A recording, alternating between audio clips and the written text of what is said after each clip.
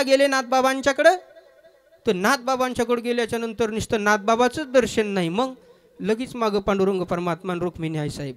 जिथं जिथं साधू संत गेलेत तिथं देव गेला हे लक्षात ठेवा. विठ्ठल विठ्ठल विठ्ठल विठ्ठल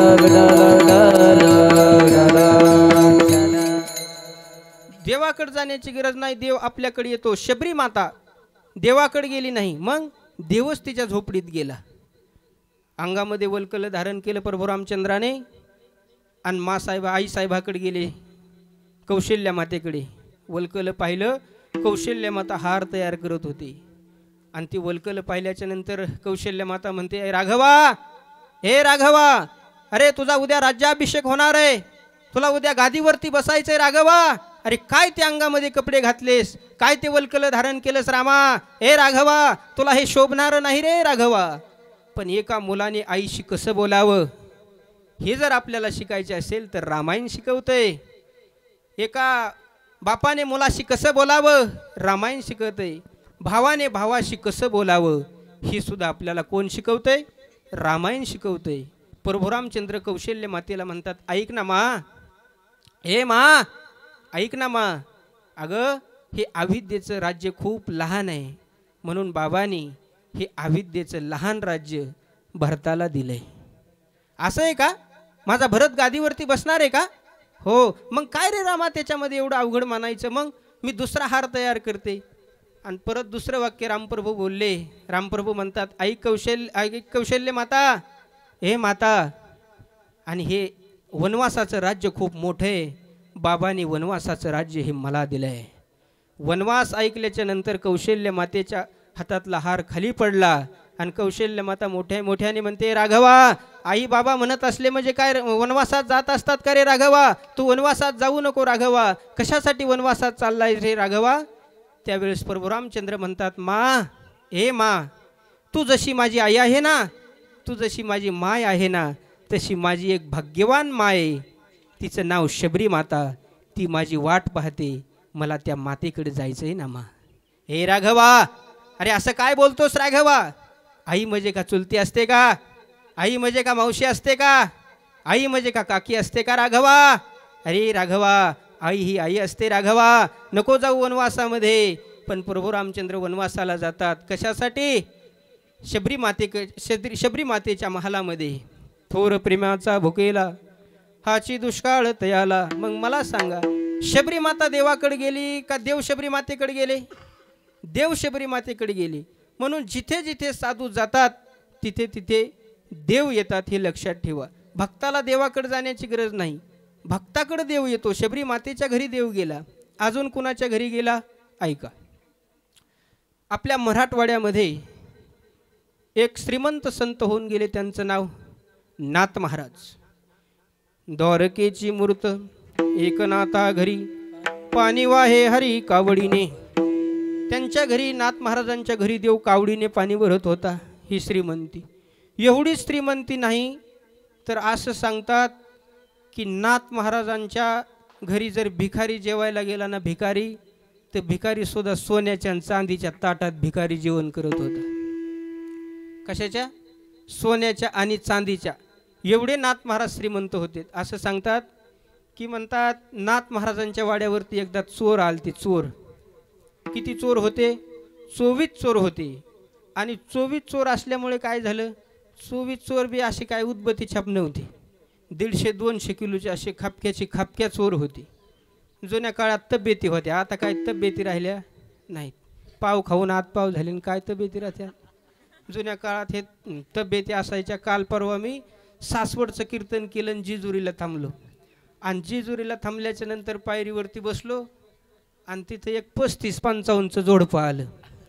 गडी 35 किलोचा आणि ही जगदंबा 55 किलोची. म्हणलं आता ह्याला काय, हे रामाला हे धनुष्य उचलत नाही गड्या. पण ते पोरांची पैन पडली. ते म्हणले जर ही बायको खांद्यावर घेऊन 5 पायऱ्या चढावं लागतील आणि नाही 5 पायऱ्या चढलं तर 500 रुपये पैन फाडावं लागेल. म्हणला 500 रुपये काय, तिकटालाच रुपये नाही. म्हणला मी मोतले 5 रुपये सुद्धा खिशात नाही, तर कुठून 500 रुपये देऊ. कसा बसा तो खांद्यावर घेऊन ती जगदंबेला पायरी खांद्यावर घेतली, माझ्या काळजाचे ठोके असे धडा धडा धडा धडा करत होते. आणि त्या वेळेला मला एक गाणं आठवलं. मी म्हणलं, काय होता शितू, काय झाला शितू, अरे वेड्या असा कसा वाया गेला शितू. म्हणून मी त्या दृश्याकडे पाहत होतो. अरे एकेकाचा संभाजी शिवाजी कडतोजी कोंढाजी तू, काय तुझी दयनीय अवस्था झाली. म्हणून मी त्याच्याकडे पाहत होतो. 2 पायऱ्या कशा बशा 3 पायऱ्या चढलं राव. 4थ्या पायरीला टर्र आवाज झाला. काय नाही, पॅन्ट फाटली त्याची. आणि 5व्या पायरीला तर वरूनच जगदंबा खाली टाकून द्यायची. ती म्हणली, बाई मी किती पडले. ती म्हणला, कशी गोलीगत पल्ली, कशी गोलीगत पल्ली. कशासाठी सांगितलं की जुन्या काळामध्ये तब्येती होत्या. आणि म्हणून नाथ महाराजांच्या वाड्यावरती काय झालं, चोर गेले, 24 चोर गेले. आणि 2-2 क्विंटलचे कशाचे गाठोडे बांधले, सोन्याचे गाठोडे बांधले. किती, 2-2 किलोचे. आणि उचलले, एकानी दुसऱ्याच्या डोक्यावर, दुसऱ्यानी तिसऱ्याच्या, तिसऱ्यानी चौथ्याच्या, चौथ्यानी पाचव्याच्या, पाचव्यानी सहाव्याच्या. 7, 8, 9, 10, 11, 12, 13, 14, 15, 16, 17, 18, 19, 20, 21, 22, 23 जण निघून गेले. आणि एक जण राहिला आणि त्याला उचलून द्यायलाच नाही ना कोणी. ते म्हणलं, अरे मी राहिलो ना. असंच म्हणलं असेल का, चोर एवढ्यानीच बोलत असतील का, नाही, अरे मी राहिलो ना, मला कोण उचलून देईन. पण चमत्कार बघा, तो आवाज ऐकला माझ्या नाथ महाराजांनी. नाथ महाराजांनी वाड्याची कडी उघडली. नाथ महाराज बाहेर आले. म्हणले, आरडू नको, ते 23 जण गेलेत ना, जाऊन दे, तुझं सोन्याचं घाटोडं मी उचलून देतो. काय करतो, तुझं सोन्याचं घाटोडं मी उचलून देतो. नाथ महाराजांनी त्याच्या डोक्यावरती ते सोन्याचं गाठोडं उचलून दिलं. कुणी, नाथ महाराजांनी. चोरी कोणाच्या घरी झाली, नाथ महाराजांच्या. हाय का आपल्या गावात असा एखादा नाथ महाराज असला तर सगळे जाऊ आपण त्याची चोरी करायला. अध्यक्षच करू अभिषेक महाराजाला. नाही, अहो इतके श्रीमंत नाथ महाराज होते. असं म्हणतात की नाथ महाराजांच्या वाड्यावरती चातुर्मासामध्ये 4 महिने कीर्तन चालायचे. आणि ते कीर्तन करण्यासाठी जे लोक कीर्तन ऐकायला येतील ना, त्यांना नाथ महाराज 2 किलो हरभऱ्याची डाळ आणि 1 किलो गुळाची ढेप दान देत होते. कुणाला, कीर्तन ऐकायला येणाऱ्याला. आता ही अपेक्षा आमच्याकडून करू नका, आम्हाला 2-4 एकर आहे ते फुकून टाकावं लागेल. पण ते नाथ महाराज होते, एवढे नाथ महाराज श्रीमंत. ही झाली नाथ महाराजांची व्यावहारिक श्रीमंती. पण आता परमार्थिक श्रीमंती नाथ महाराजांची ऐका. साक्षात नाथ महाराजांच्या घरी पाणी वाहण्यासाठीच कोण होतं, देव होता. कावडीने पाणी ज्या घरी चक्र पाणी वाहे, अनन्य भक्ती भावे निळावंदी त्याचे पाय. पाणी भरण्यासाठी नाथ महाराजांच्या घरी देव आहे. पाणी संपलं की आवाज देवा, ए श्रीखंड्या पाणी संपलं रे, पाणी भर. श्रीखंड्याने कावड घ्यावी, रानामध्ये पाणी भरावं. 12 वर्षे पाणी भरण्याचं काम केलं. 12 वर्षे चंदन उगाळून देण्याचं काम केलं. श्रीखंड्या चंदन उगाळोनी करी, वस्त्रे गंगा तिरी धुतशे. ज्याला चंदन लावायचं आहे तोच चंदन उगाळून द्यायला आहे. असं 12 वर्षे चंदन उगाळण्याचं काम केलं. आणि 12 वर्ष काय केलं, वस्त्र धुण्याचं काम केलं. एवढंच नाही तर नाथ महाराज गावामध्ये पोथी पुराण सांगायला जायचे. आणि ते पोथी पुराण सांगायला गेल्याच्या नंतर जे अंथरून टाकायचं आहे ना, ते अंथरून टाकण्यासाठी कोण होतं, श्रीखंड्या. अंथरून टाकायचं आणि अंथरून टाकून झालं की आवाज द्यायचा. नाथ महाराजांनी म्हणायचं ना, अंथरून टाकायचं आणि श्रीखंड्याने लांब जाऊन बसायचं. आणि पोथी सांगता सांगता नाथ महाराजांनी म्हणायचं, श्रीखंड्या, अरे या जगाच्या पाठीवर, विश्वाच्या पाठीवर असा एकच देव आहे. श्रीखंड्याने मनातली मनात हसायचं आणि म्हणायचं, देवा तुमचं चलो देव नाथ बाबा, मी एकटाच आहे. असे एवढे श्रीमंत नाथ महाराज होते. म्हणून नाथ महाराजांच्या घरी देवाने काम केलं.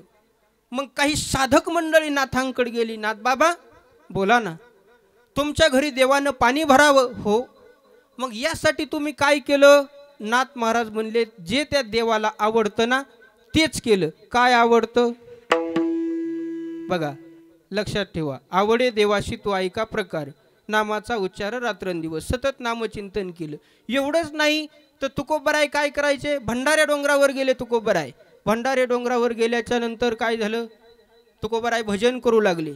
लगेच पांडुरंग परमात्मा तुकोबरायांच्या भजनामध्ये एवढं भजन रंगलं. हातामध्ये चिपळ्या घेतल्या, गळ्यामध्ये विणा घेतला आणि तुकोबराय आता भजन करायला लागले. एवढं भजन रंगलं देवच भजनात आले. आणि देव भजनात येऊन तुकाराम महाराजांचा हात धरला आणि सांगितलं, तुकाराम महाराज म्हणले, तुम्ही देव? हो मीच आहे. पंढरपूरहून आलात? हो पंढरपूरहून आलो. माझ्या भजनात? हो तुमच्या भजनात. मग ऐका ना तुकाराम महाराज. बोला देवा. तुम्ही नाही माझ्या दरवाजात आले, मग आज मीच तुमच्या दरवाजात आलोय. तुम्हाला काय मागायचंय ते मागा. त्यावेळेस तुकाराम महाराज म्हणतात, आमच्या वडिलांची रीत आहे, मागण्याची आस पाहे मुखाकडे, चिंतिल्या रोकडे मनोरथ. किंवा माझ्या वडिलाची रीत जाणत असो.